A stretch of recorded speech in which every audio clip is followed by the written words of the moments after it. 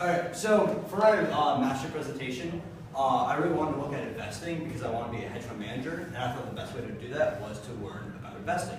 So I wanted to create a unique investing style that's separated me from everyone else so I could get a job, hopefully in the future on. And the best way to do that is basically learn what investing is.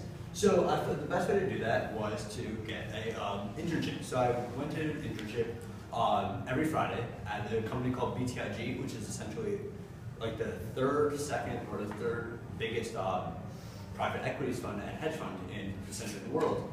And I worked with a person hands-on, and we learned about several different things. But through the time constraint and how big I wanted to do my project, I wasn't actually able to accomplish a lot. So what I was able to do was I was able to learn, but I was able to create an individual style.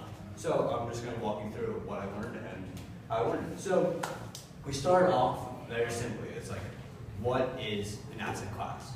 So asset classes are essentially anything you can invest in. The main three ones are equities, which are stocks, fixed incomes, which are considered bonds, and cash equivalences are anything that can be traded very fast.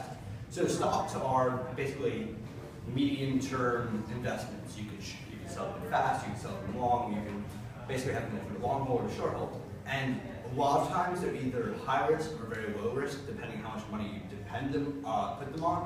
But they're usually pretty steady unless you have like certain places where you have like a stock market crash.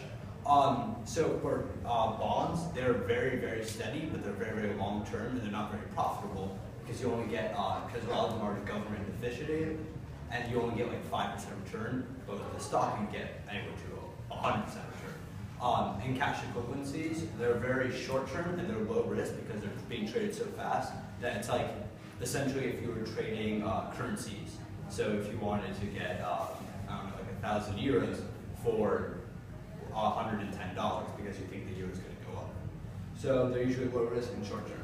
So after we learned that, we talked about how assets react in different environments. So we learned about essentially what they call climates, which are different times in the fiscal year or in the overall economy, how they perform. So in a recovering from a recession, equities perform well, not best, but they perform still well in the growth phase. So the reason they perform well is because in the growth phase, the dollar is usually at its highest point, making the stock price at its highest because the dollar is worth less.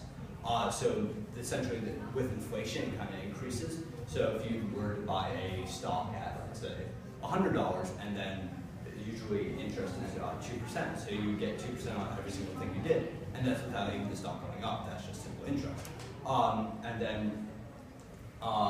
the economic peak, it usually does very well because essentially does it well. The only time that the stock doesn't do well is in a recession. As we all know, the 2008 crash, in 1984, I want to say, there was another crash and the stock just plummets.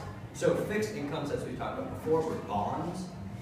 Bonds performed essentially well overall, except for when you're at an economic peak, because at this time, interest at its highest point, and because fixed incomes don't account for inflation, and inflation